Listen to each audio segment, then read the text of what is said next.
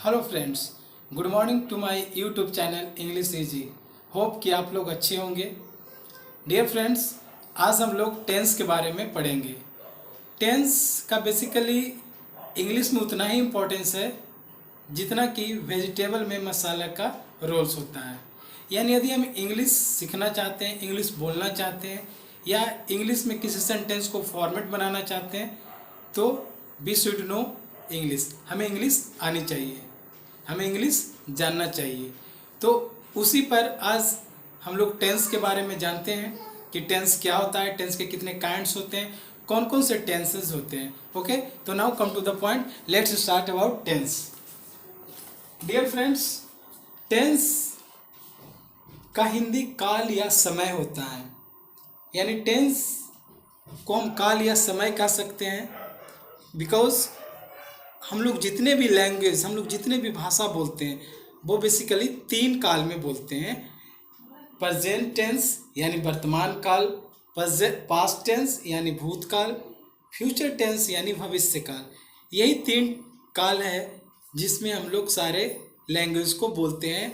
चाहे हम हिंदी बोले, उर्दू बोले, पंजाबी बोले, मराठी बोले, कोई भी भाषा बोले, उसे हम बेसिकली तीन काल में बोलते हैं। Present tense, past tense and future tense.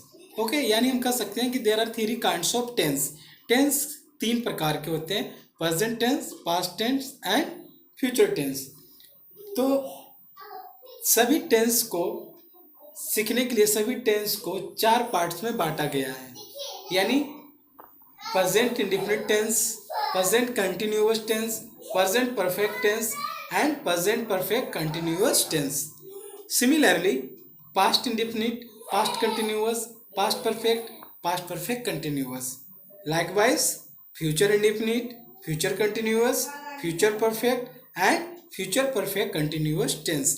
Dear friends, यानी यदि हम यहाँ पर ध्यान से देखें तो सिर्फ प्रेजेंट प्रेजेंट प्रेजेंट और यहाँ पर past past past, future future future लगा हुआ है। बाकी में सभी चीज़ सेम है। प्रेजेंट इंडेफिनिट इधर हो गया पास्ट इंडेफिनिट, इधर हो गया फ्यूचर इंडेफिनिट।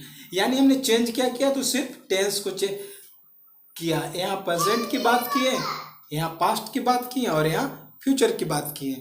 तो जिस प्रकार से प्रेजेंट टेंस का चार पार्ट्स होता है, present indefinite, continuous, perfect and perfect continuous, उसी प्रकार से past tense and future tense का भी चार चार पार्ट्स होते हैं। यानी देखा जाए तो तीनों टेंस मिलाकर कुल 4 × 3 = 12, यानी 12 तरह के टेंस होते हैं। तो हम लोग आज बारी बारी से टेंस का स्टडी करेंगे। सबसे पहले हम लोग जानेंगे प्रेजेंट टेंस में आएंगे। तो प्रेजेंट टेंस में सबसे पहला टेंस है प्रेजेंट इंडेफिनिट। तो आज हम लोग पढ़ेंगे प्रेजेंट इंडेफिनिट टेंस के बारे में। ओके डियर फ्रेंड, तो हम लोग प्रेजेंट इंडेफिनिट टेंस के बारे में जानेंगे। तो प्रेजेंट इंडेफिनिट, इंडेफिनिट का मतलब अनिश्चित। यानी प्रेजेंट इंडेफिनिट टेंस में एक तो चीज़ होता है जो कि इस टेंस में जो वर्क होता है, जो एक्शन होता है, वो परमानेंट होता है या फिर फ्रीक्वेंट होता है। तो किसी भी टेंस को बनाने के पहले हम कैसे पता करेंगे कि चूँकि 12 टेंस होते हैं तो 12 टेंस में कौन सा टेंस है, तो इसको हम कैसे पहचानेंगे। तो सबसे पहले हम आपको पहचान बताते हैं। बिल्कुल आपको टेंस बिल्कुल मैजिक की तरह, जादू की तरह आपको यहाँ पर सीखने को मिलेगा। तब आपको रियली में लगेगा कि रियली इंग्लिश इज ईजी। डियर फ्रेंड्स, सबसे पहले हम टेंस को पहचानेंगे। पहचानने का रूल्स क्या है कि ता है, ती है, ते है इत्यादि लगा रहे। यानी कोई भी सेंटेंस दे दे, कोई भी वाक्य दे दे, तो हम देखेंगे कि क्रिया के अंत में यदि ता है, ती है, ते है इत्यादि लगा रहे तो हम समझ जाएंगे कि वो प्रेजेंट इंडेफिनिट टेंस का वाक्य है। ओके, तो बेसिकली हमें समझ तो आ गया, पहचान हमें हो गया, उसको हम आइडेंटिफाई कर लिए कि वो प्रेजेंट इंडेफिनिट टेंस का वाक्य है। जैसे मैं अंग्रेजी पढ़ाता हूँ। डियर फ्रेंड्स, देखिए यहाँ पर ता हूँ, क्या बोले कि पहचान कि ता है, ती है, ते है इत्यादि लगा रहे हैं। किसमें? क्रिया में।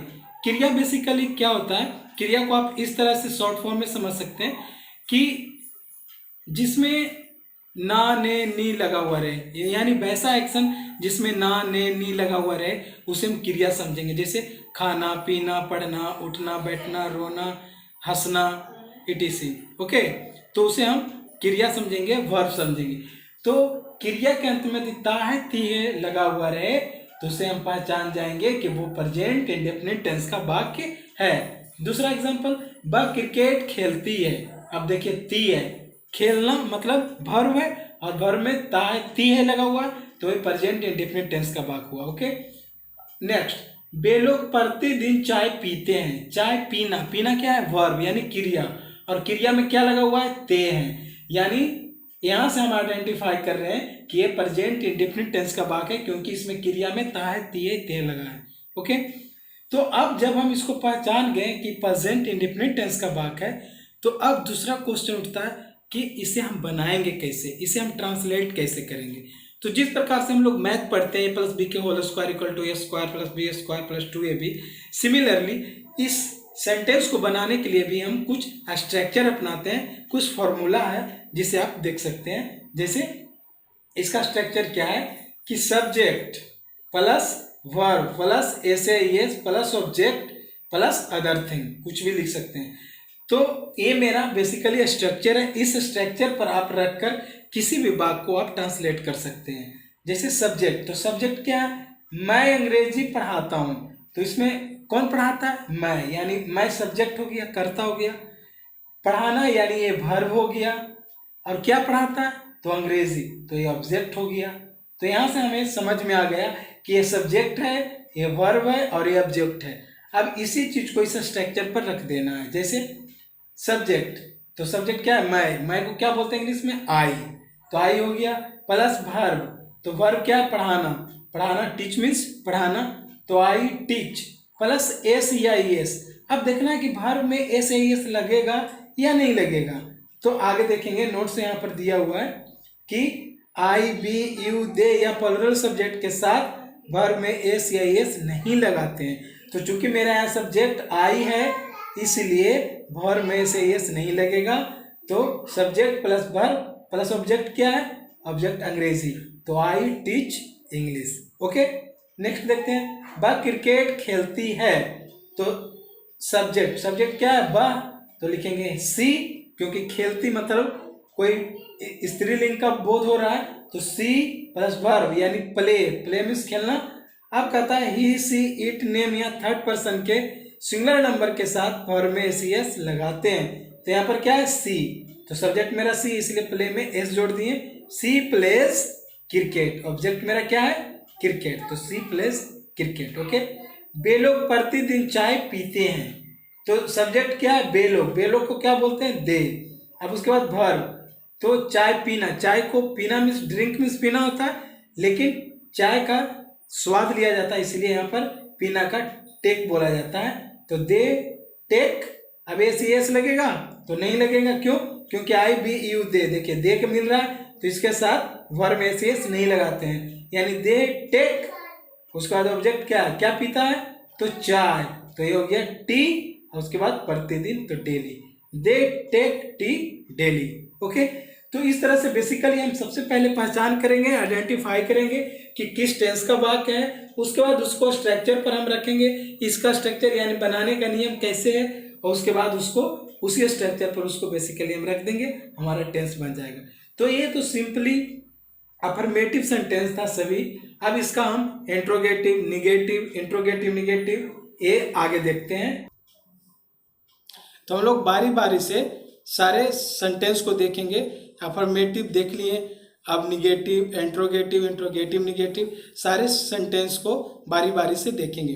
तो सबसे पहले अफर्मेटिव सेंटेंस, अफर्मेटिव यानी जिस तरह से था, मैं अंग्रेजी पढ़ाता हूँ, तो सिंपली आई टीच इंग्लिश, क्योंकि हम लोग का स्ट्रक्चर क्या देखे? Subject plus verb plus object, तो ये उसी स्ट्रक्चर पर इसको बेसिकली रख दिए। तो मैं अंग्रेजी पढ़ाता हूँ, आई टीच इंग्लिश। उसी प्रकार से वह किताब पढ़ती है, तो सी रीड्स ए बुक हो जाएगा। ओके, अब है निगेटिव सेंटेंस। निगेटिव मतलब नकारात्मक वाक्य, यानी इसी को हम देखते हैं। मैं अंग्रेजी पढ़ाता हूँ, यह अफर्मेटिव था, और मैं अंग्रेजी नहीं पढ़ाता हूँ, यह है निगेटिव सेंटेंस यानी नकारात्मक वाक्य। तो इसको बनाने का नियम क्या है? इसका स्ट्रक्चर क्या है? Simply subject plus do does. Do does क्या है? एक आपको सिंपल प्रेजेंट इंडेफिनिट और पास्ट इंडेफिनिट में आपको हेल्पिंग वर्ब के बारे में जानना होगा, जो कि इसमें दिया हुआ नहीं रहता है कि प्रेजेंट इंडेफिनिट टेंस का जो हेल्पिंग वर्ब होता है वो डू एंड डज होता है। ओके, तो इसका स्ट्रक्चर क्या है? सब्जेक्ट प्लस डू या डज प्लस नॉट प्लस भी one plus object plus other thing जो भी है रख देंगे। तो यहाँ पर क्या लिखेंगे? सिंपली यदि देखा जाए तो यहाँ पर हम इतने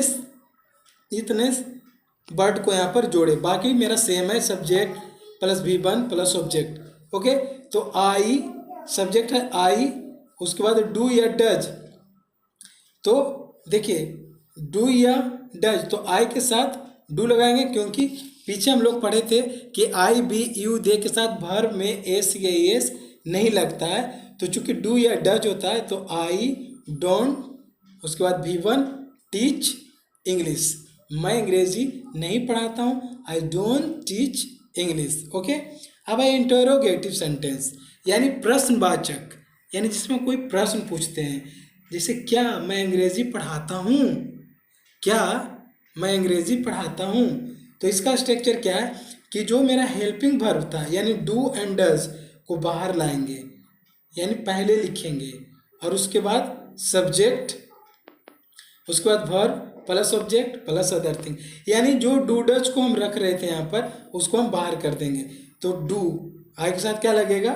डू, उसके बाद सब्जेक्ट तो आई, वर्ब यानी टीच, ऑब्जेक्ट यानी इंग्लिश, यानी क्या मैं अंग्रेजी पढ़ाता हूँ, do I teach English. Okay, अब है इंट्रोगेटिव प्लस निगेटिव सेंटेंस, यानी वैसे वाक्य जिसमें प्रश्नवाचक भी हो और नकारात्मक वाक्य भी हो, तो उस तरह के वाक्य को हम लोग कैसे ट्रांसलेट करेंगे, उसे हम इंग्लिश में कैसे बोलेंगे।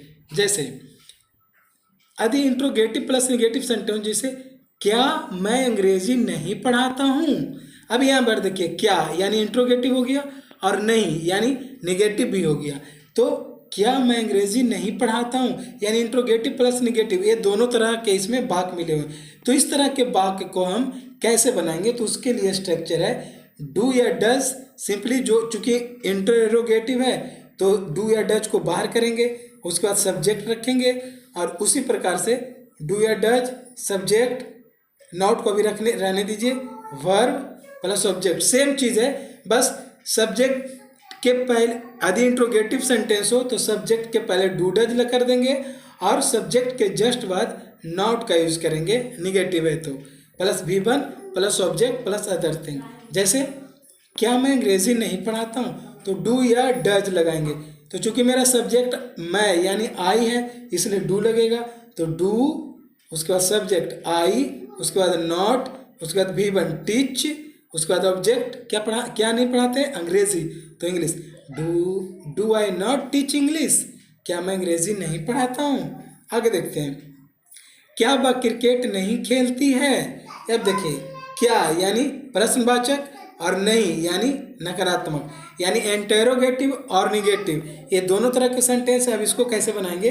तो सिंपली चूंकि इसका जो सब्जेक्ट है वो ही है यानी वह, तो पढ़े थे हम लोग आगे कि ही सी इट नेम या थर्ड पर्सन के सिंगुलर नंबर हो तो उसके साथ वर्ब में एस या एस लगाते हैं। तो उसी प्रकार से यहाँ पर ही या सी के साथ डज का यूज होगा, तो डज, उसके बाद सब्जेक्ट सी, उसके बाद नॉट, उसके बाद भी वन प्ले मीन्स खेलना और ऑब्जेक्ट क्या है क्रिकेट, तो हो गया क्रिकेट। यानी does she not play cricket, क्या वह क्रिकेट नहीं खेलती है। ओके, तो इस प्रकार से हम लोग देखते हैं कि प्रेजेंट इंडेफिनिट टेंस में एक तरह का और एक वाक्य आता है जिसको बोलते हैं WH क्वेश्चन है। WH क्वेश्चन, WH क्वेश्चन क्या है कि जो WH से शुरू होता है, जैसे व्हाट, वाई, विच, है ना, हु, हुम, ये सब, हाउ, ये सब ऐसे वाक्य है जो कि WH से शुरू होता है और इसे बोलते हैं WH क्वेश्चन। जैसे यहीं पर से एक एग्जांपल लेते हैं कि क्या मैं अंग्रेजी नहीं पढ़ाता हूँ, तो यहाँ पर यदि हम लोग बोलेंगे कि मैं क्यों अंग्रेजी नहीं पढ़ाता हूँ। तो देखिए यहाँ पर क्यों यानी वाई यानी WH क्वेश्चन आ गया। तो सिंपली कुछ नहीं करेंगे, जो मेरा सब्जेक्ट जो मेरा स्ट्रक्चर था इंट्रोगेटिव प्लस निगेटिव का कि do Dutch plus subject plus not plus V1 plus object plus other thing, सिर्फ चूंकि WH क्वेश्चन को हम पहले लिख देंगे यानी WH क्वेश्चन मेरा क्या है क्यों यानी वाई, तो वाई उसके बाद सेम चीज सेम रह जाएगा, why do I not teach English. Okay, यानी जो भी मेरा WH क्वेश्चन का सेंटेंस जो भी रहेगा कि WH क्वेश्चन आ गया तो WH का हम कहाँ रखेंगे, तो उसे सबसे आगे रखेंगे और उसके बाद हम हेल्पिंग वर्ब को रखेंगे, उसके बाद सब्जेक्ट को, उसके बाद not plus V1 plus object. Okay, तो डियर फ्रेंड्स इस तरह से हम लोग प्रेजेंट इंडेफिनिट टेंस देखें जो कि बिल्कुल बेहतरीन ढंग से हम बताने की कोशिश किए। यदि आप इस तरह से आप एक एक सेंटेंस का चारों फॉर्म में लेते हैं, affirmative, negative, interrogative, interrogative plus negative plus WH question, एक सेंटेंस को यदि इस 5 तरह से आप बनाते हैं तो आई थिंक आपका प्रेजेंट इंडेफिनिट टेंस बिल्कुल बेहतरीन तरीके से समझ में आएगा। और आप किसी भी बुक को उठाकर जब आप ट्रांसलेट कीजिएगा प्रेजेंट इंडेफिनिट टेंस को, तो मैं विश्वास के साथ कह सकता हूं कि आप उस वाक्य को ट्रांसलेट कर पाइएगा। ओके डियर फ्रेंड्स, तो इस तरह से हम लोग देखें कि टेंस को हम लोग बारी बारी से जाने, टेंस को हम लोग जाने कि टेंस 3 प्रकार के होते हैं और तीनों जो काइंड्स होता है प्रेजेंट, पास्ट एंड फ्यूचर, सभी टेंस के 4 भी काइंड्स होते हैं जिसे कि हम लोग पढ़ें present indefinite, present continuous, present perfect and present perfect continuous tense. उसी प्रकार से past indefinite, past perfect continuous होते हैं, उसी प्रकार से फिर फ्यूचर का भी होता है। डियर फ्रेंड्स, चाहूँ तो मैं एक दिन में सारा टेंस खत्म कर सकता हूँ, बट वीडियो बहुत ही लंबा हो जाएगा और जब आप उस वीडियो को देखिएगा तो आई थिंक आपको बोर फीलिंग लगेगा।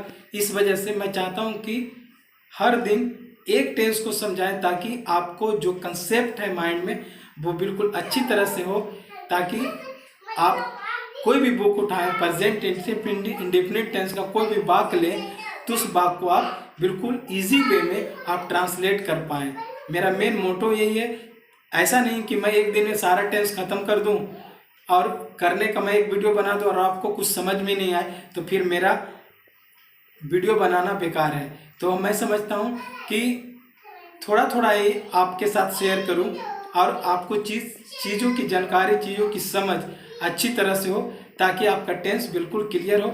अब जिस तरह से हम बताएं प्रेजेंट इंडेफिनिट टेंस, उसका स्ट्रक्चर, बनाने का नियम, आइडेंटिफिकेशन और affirmative, negative, interrogative, interrogative, negative, WH question, इस सारे सेंटेंसेस पर आप कोई भी एक बुक उठा लीजिएगा और उस बुक से प्रेजेंट इंडेफिनिट टेंस के 2-4 सेंटेंस उठाइएगा और उस 2-4 सेंटेंस का आप हर वाक्य का interrogative, negative, affirmative, interrogative, negative, WH question सब पर बनाकर देखिएगा और जो रूल्स बनाए, जो स्ट्रक्चर बताएं उसको फॉलो कीजिएगा तो आई थिंक आपका टेंस बिल्कुल ज़रूर बनेगा और आपका प्रेजेंट इंडेफिनिट टेंस एटलीस्ट बहुत ही बेहतरीन ढंग से आपको समझ में आया होगा। और हम समझते हैं कि आपको आज का वीडियो अच्छा लगा होगा। डियर फ्रेंड्स, यदि आज का वीडियो अच्छा लगा हो तो लाइक कीजिए, सब्सक्राइब कीजिए और अधिक से अधिक शेयर कीजिए ताकि हर ज़रूरतमंद जो स्टूडेंट हैं, जो इंग्लिश सीखना चाहते हैं, उन तक मेरी बात पहुंच सके। मेरा जो एक टीचिंग है ऑनलाइन, एक छोटा सा जो प्रयास है वो उन लोगों तक पहुंच पाए, इसलिए मैं आपसे ये रिक्वेस्ट भी करता हूं कि इसे ज़्यादा से ज़्यादा शेयर करें और लोगों तक इसे पहुंचाएं। यदि मेरा आज का वीडियो अच्छा लगा तो ज़रूर लाइक करें और यदि आपको इस वीडियो से रिलेटेड कुछ अपना मैटर हमसे शेयर करना हो तो नीचे कमेंट बॉक्स में आप अपना मैटर शेयर कर सकते हैं। Okay, till then bye bye, see you, stay home and stay safe.